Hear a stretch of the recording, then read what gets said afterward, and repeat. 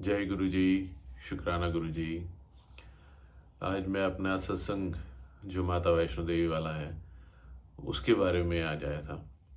ये कंप्लीट कैसे हुआ, गुरु जी ने कैसे स्टार्ट किया, क्या क्या हुआ, क्यों हुआ है ये सत्संग, कैसे कैसे चीज़ें हुई।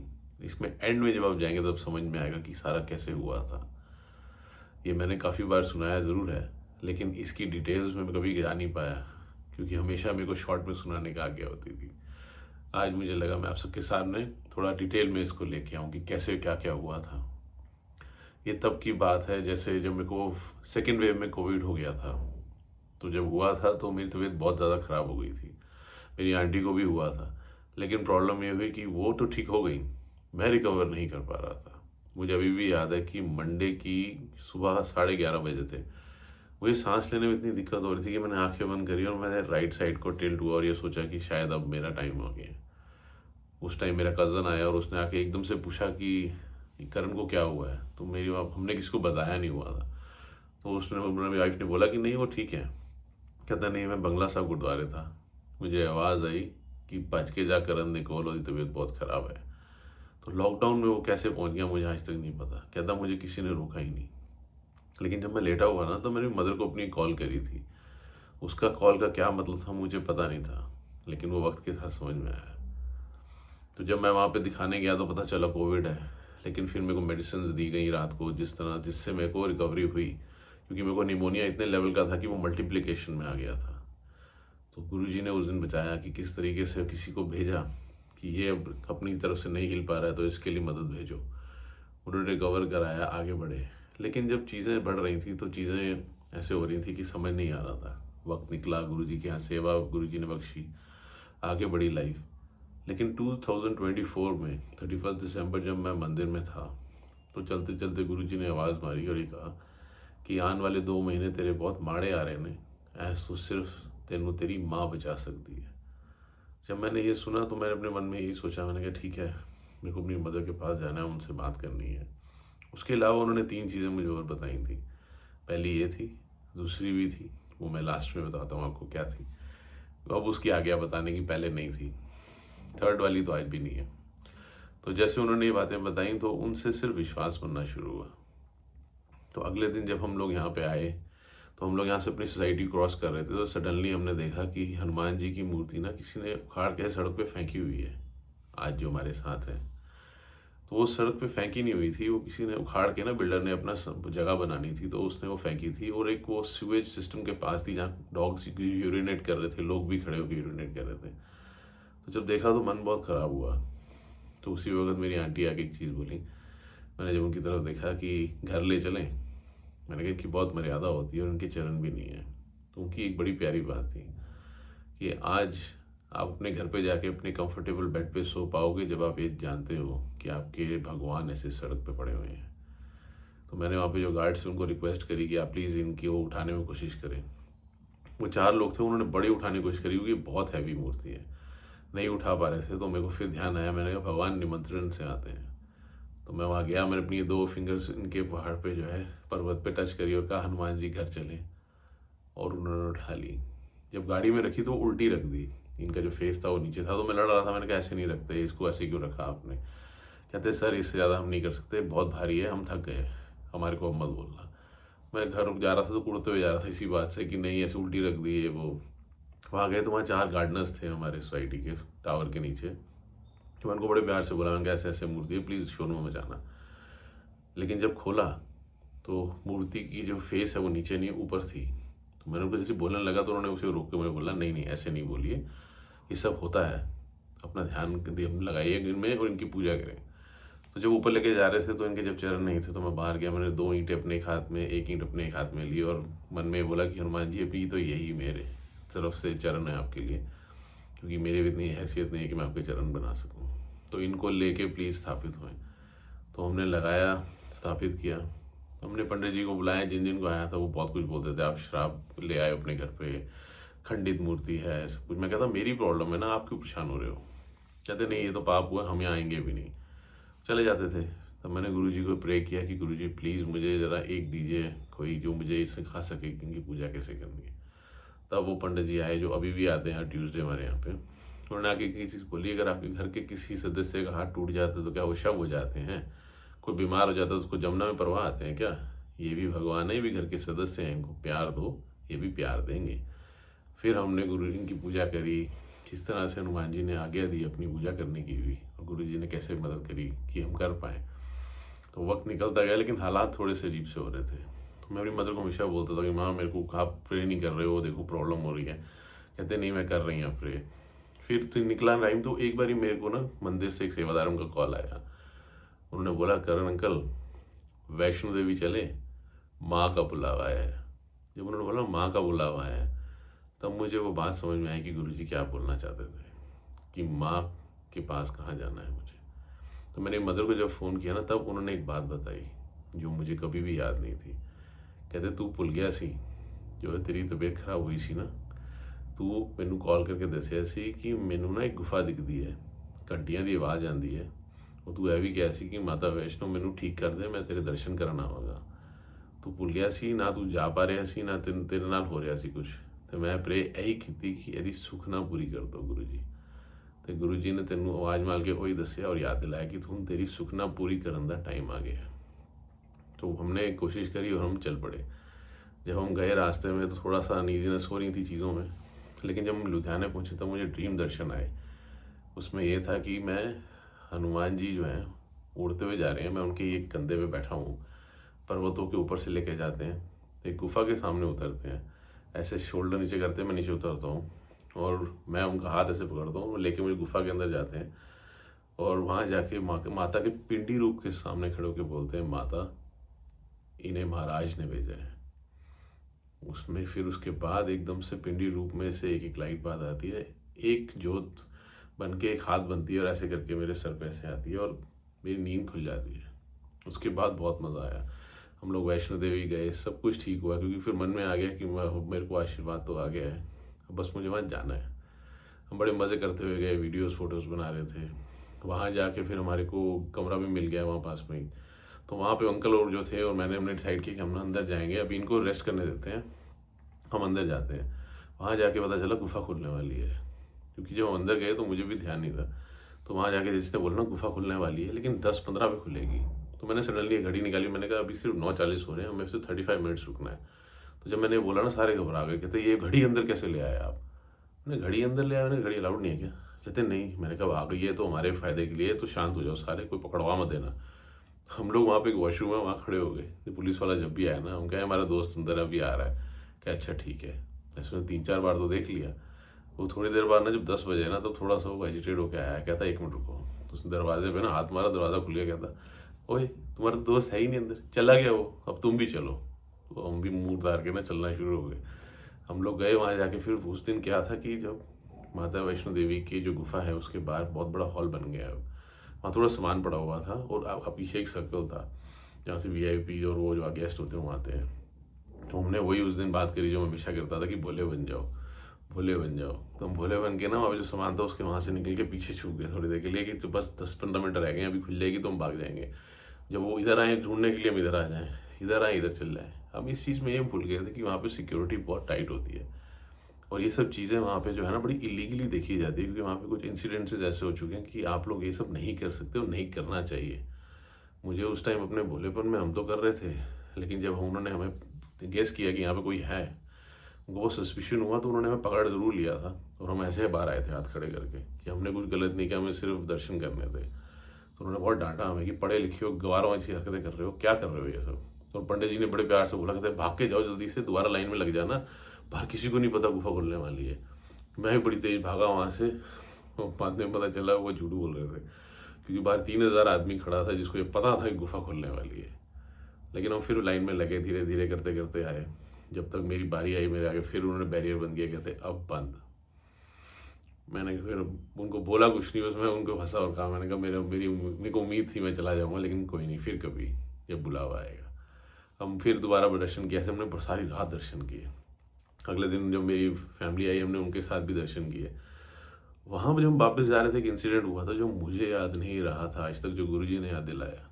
ये सत्संग कैसे कंप्लीट होता है वो यहाँ से शुरू होता है। वहाँ पे कोई वीआईपी मूवमेंट थी जिसकी वजह से उन्होंने भवन को बंद कर दिया था।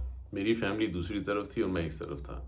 तो जब मैं वहाँ था तो मैंने वही सोचा कि अब मैं कैसे जाऊँ, बड़ी देर तक रुका रहा। फिर मैंने कहा मेरे भाई बेटा सब वहाँ हैं, तुम्हें जाना है। मैंने पुलिस वालों को भी बोला, मैंने कहा क्या तरीका हुआ, आपने बंद किया हुआ है इसको, आप खोलिए, कम से कम जाने का रास्ता दीजिए ना, ऐसे थोड़ी ना आपने भवन सब कुछ बंद कर दिया है क्योंकि एक आदमी अंदर जाना चाहता है और वो कितने घंटों से अंदर है, हमें क्या पता क्या कर रहा हो।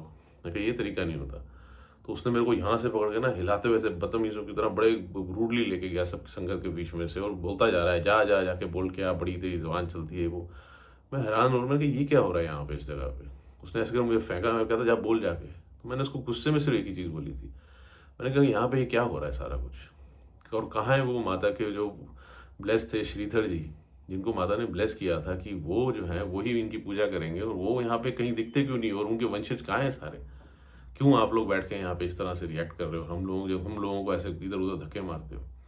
और मैं नाराज़ होकर मैंने बोला, मैंने कहा माँ को मिलने के लिए किसी को पैसे नहीं देने की ज़रूरत पड़ती है, और मैं अब नहीं आऊँगा, अब मेरी माँ मेरे को अपने आप बताएगी कैसे आना है। और मैं उठा और चला गया वहाँ से। मैं वो इंसिडेंट इसलिए भूल गया था क्योंकि वो सिर्फ हुआ था। उसके बाद हम भैरव मंदिर गए, दर्शन किए, वापिस आए, बहुत अच्छा रहा सब कुछ, ये चलता रहा। लेकिन लाइफ अपने आप चल रही थी और हनुमान जी की पूजा भी हो रही थी। कुछ दिन पहले और जिन जनवरी मैं एक अंकल को मिला था, तो मैं उनको मिला बड़े मंदिर में। तो मैं उनको बोला, मैंने कहा आपने मुझे बड़े टाइम से सत्संग इनवाइट नहीं भेजा, मेरा मन है सत्संग अटेंड करने का। कहते फिर ये लोग कल ही आ जाओ। सैनिक फार्म में था एक सत्संग, हम वहाँ गए, वहाँ काफ़ी पुरानी संगत थी, सब थे, अच्छा अटेंड किया, बहुत अच्छा सत्संग था, बहुत सुकून मिला। तो मैं वहाँ पे जब जाने लगा ना, तो मैं गुरु जी की तरफ देख रहा था बस खड़े होके, पता नहीं क्यों। तो सडनली एक आंटी आई नम आँखों के साथ, और उन्होंने बड़े प्यार से बोला, आप भोले अंकल हो? मैंने कहा हाँ जी। कहते अच्छा आप कभी जम्मू आए हैं? मैं कहा हाँ जी आंटी, ऐसा तो नहीं, बट आप बताएं। कहते नहीं, जम्मू आए, जम्मू में बहुत संगत है गुरु जी की जो आपको सुनती भी है, कि सत्संग भी सुने, और वो बड़ा प्यार से वेट करेगी अगर आप आओ तो। मैंने कहा आंटी जम्मू ठीक है, लेकिन जम्मू में कहाँ आंटी? कहती जम्मू में कटरा। मैं कहा मैं नहीं आऊँगा। कहती क्या हो गया एकदम से आपको? मैं कहा नहीं आंटी, मेरा ना इंसिडेंट थोड़ा ठीक नहीं रहा वहाँ पे, मैं भूल चुका था उस टाइम तक, लेकिन वहीं गुरुजी के सत्संग में ही गुरुजी ने याद दिलाया। मैंने कहा आंटी ऐसे मेरे साथ इतनी मिसहैंडलिंग हुई थी, मुझे बहुत अजीब लगा था, मैं बड़े भाव से गया था, बड़े प्यार से, और ये हुआ मेरे साथ। और मैं बोल के आया था वहाँ को कि कहाँ हैं वो श्रीधर जी के वंशज जो जो यहाँ नहीं दिख रहे, जिनके लिए ये सब हो रहा था, क्यों हम जैसे लोगों को सब कुछ ऐसे करना पड़ रहा है और इस चीज़ से निकलना पड़ रहा है, कहाँ है वो वंशज? तो हंस के कहती कहती आपको सिर्फ वंशज से मिलना है गुरु जी, माता वैष्णो की। मैं कहा हाँ जी, श्रीधर जी के वंशज से मिलना है। कहती जो साथ खड़े हैं यही तो हैं। मैंने कहा कौन है ये? कहते ये मेरे हस्बैंड। मैंने उनकी तरफ देखा, उनको गले लगा लिया। मैं कहा अंकल पता नहीं मुझे आपको मैं क्यों ढूंढ रहा हूँ, और आप मुझे गुरु जी के सत्संग में ही मिलना था आपने। कहती इनकी तबीयत बहुत ख़राब हो गई थी, इनको कुछ प्रॉब्लम हुई थी जिसकी वजह से हम लोग ट्रीटमेंट करा रहे थे, और ट्रीटमेंट कराने के बाद अब ये काफ़ी बेटर हैं, और अब ये हम लोग से रेगुलर चेकअप के लिए आते हैं 3 महीने में एक बार। अभी इस बार आए थे तो हम लोग का सत्संग अटेंड करें। तो मैंने आंटी को बोला, मैंने कहा आंटी हमारे यहाँ सत्संग होता है, आप आएंगे? कहती नहीं हम तो 2 दिन में जा रहे हैं। मैंने कहा हमारा हाँ 4-5 दिन बाद है। मैंने कहा कोई नहीं आंटी, बट हो सके तो कोशिश करें। वो बात हो गई, वो चली गई। मैं बड़ा खुश था। मैंने कहा मैं माता के श्रीधर जी के वंशज को मिल के आया, जिनको मैंने मिलने की मतलब आज एक पर निकाली थी कि जाना है, तो गुरु जी ने मिलवा दिया। तो वो चला गया टाइम, थोड़ा टाइम आगे निकला। सैटरडे को जब सेवा थी, हम जा रहे थे, तो सडनली मैंने देखा मेरी गाड़ी के अंदर ना वो एकदम ऐसे वॉबलिंग सी हो रही है। तो मैं खुद घबरा गया, मैंने कहा इतनी वॉबलिंग हो रही है, क्या हुआ गाड़ी को? तो वहाँ पे हमने जाके जब चेक कराया तो मेरे गाड़ी के चारों टायरों में का मल्टीपल पंचर्स निकले। उसने कहा हवा है ही नहीं इसमें, किसी में 0.4, किसी में 0.8। मैं कहा टायर तो पूरा मोटा है जैसे होना चाहिए। कहता वही हम देख रहे हैं, समझ नहीं आ रहा, लेकिन इसमें हवा नहीं है। मैं कहा चलो लगाओ पंचर। उसे लगाने शुरू करे, 15-20 मिनट निकल गए। हम सिर्फ 5 से 7 मिनट दूर थे अपने गुरु जी के मंदिर से। जब मैं गाड़ी में बैठा तो मैंने देखा कि मेरी वाइफ कहती कहती बड़े सारे ना अननोन नंबर से कॉल आ रहे थे। मैंने कहा अच्छा उठा लेना था। कहती नहीं अननोन थे तो हमने ज़्यादा किया नहीं। मैंने जब उठाया तो वही आंटी थे जम्मू से। कहते हैं अंकल हमारी जाने की टिकट ही नहीं हुई, अब हम नहीं जा रहे, लेकिन हम आपके यहाँ सत्संग पे आएंगे। मेरे को चाह चढ़ गया। मैंने कहा ओ हो गुरु जी थैंक यू सो मच। मैंने कहा आंटी आप ज़रूर आएँ। तो जब ऐसा हुआ तो मैंने मन में फिर सोचा, मैंने गुरु जी ये जो पंचर थे ये पंचर नहीं थे, ये भी आप ही ने किया हुआ एक लीला थी। क्योंकि अगर 5-7 मिनट में मंदिर पहुंच जाता और अननोन नंबर आता तो मैं कभी नहीं उठाता, मैं फ़ोन ही नहीं उठाता कि नहीं सेवा में फ़ोन नहीं उठाने।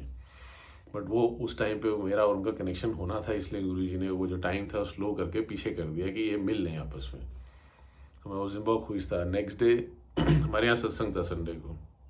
तो जब सत्संग था तो जब मैं सुबह उठा तो मुझे मल्टीपल कॉल्स आनी शुरू हो गई। ऑलमोस्ट 100 कॉल आई, हम आपके यहाँ आ रहे हैं, हमें से इनवाइट मिला। फिर मैंने वाइफ को बोला, मैंने कहा मैं तो इनवाइट इतना भेजा ही नहीं, कुछ लोगों को भेजा था जिनको हम जानते हैं, ये तो मैं तो जानता भी नहीं किन के फ़ोन आ रहे हैं। तो मुझे रियलाइज़ हुआ कि किसी ने ना शरारत करी है।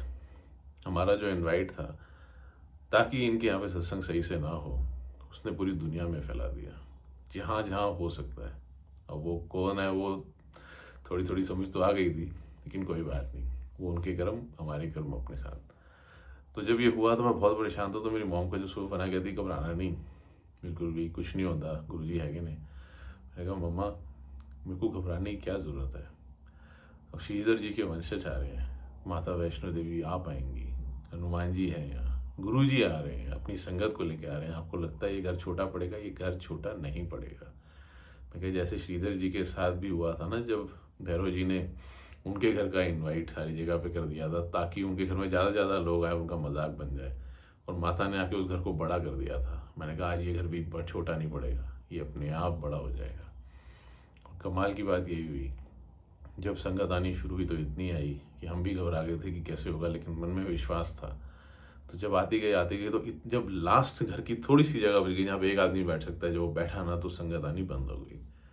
तो गुरुजी ने वहाँ तक पहुँचा दिया कि तेरे घर की मैक्सिमम कैपेसिटी कितनी है वो तू देख ले एक बारी। तो पता नहीं 120 कुछ से ज़्यादा थे लोग, लेकिन संगत ही वो मज़ा बड़ा आया कि गुरुजी आपने एकदम वो भेजे जो कि सारे गुरुजी से प्यार करने आए थे। तो उस दिन सत्संग भी हुआ, लंगर भी कम नहीं पड़ा, सब कुछ हुआ। सबसे बड़ी बात यह है कि सत्संग जो आप करते हैं ना, तो अपने घर पे अपना लंगर बनाएं। आप लोग हैं जो सत्संग रख रहे हैं, गुरुजी को इनवाइट कर रहे हैं, उनकी संगत को कर रहे हैं, तो अपने आप करें। उस दिन मेरी आंटी ने सारा लंगर बनाया था, सारा कुछ उन्होंने खुद किया, और मैं उनकी जितनी मदद कर सकता था की। लेकिन कमाल की बात वही थी, मैं कहा एंड में मैंने उनको पूछा आपने किया कैसे, कहती मुझे नहीं पता, मैं सिर्फ जय गुरु जी करके चलती जा रही थी। तो ये हमारे गुरु जी हैं, हिम्मत भी वही देते हैं और सेवा भी वही करवाते हैं। तो जब ये हुआ तो उस दिन उन श्रीधर जी ने अपना सत्संग में थोड़ा सा सुनाया था, कहते कि उनको ना यहाँ पेन होती थी। तो उन्होंने धीरे धीरे गुरुजी से जुड़ना शुरू किया, सत्संग सुने। तो एक दिन गुरुजी उनके ड्रीम में आए, उन्होंने आके ऐसे हाथ आया और ऐसे कि मटर सा निकाला और कहते कि है कुछ भी तो नहीं है, ऐसे फेंका ऊपर और चले गए। कहते उसके बाद हमारा ना डायग्नोस हो गया कि हमारी प्रॉब्लम क्या है। उनको एक अलग सा ट्यूमर था जो इतना पॉइजनस था कि हल्का सा प्रिक भी हो जाएगा तो वो बॉडी में फैल जाएगा और कुछ भी हो सकता है। तो उन्होंने वो जो प्रिक होना था वो नहीं होने दिया, गुरुजी ने इतने अच्छे से वो हुआ कि वो बॉडी से निकल गया, निकाल दिया सर्जरी में, और उसका रिकवरी इतनी फास्ट कर दी कि अब जब वो जाते हैं दिखाने तो वो कहते हैं आप परफेक्टली फाइन हो, बट फिर भी आते हैं प्रिकॉशनरी दिखाने कि सब ठीक है ना। तो ये हमारे गुरुजी, मैंने उनको वही बोला, मैंने कहा हमारे सारे भगवानों का शुक्राना है जिन्होंने आज तक हमें संभाल के रखा, एक एक दिन संभाल के रखा और अपने हाथों में संजो के रखा, ताकि जब गुरुजी के सामने हम आए तो उनके हाथों में हाथ डाल के हमें उनको सौंप सकें। और वही उनके साथ भी हुआ और हमारे साथ सबके साथ हुआ।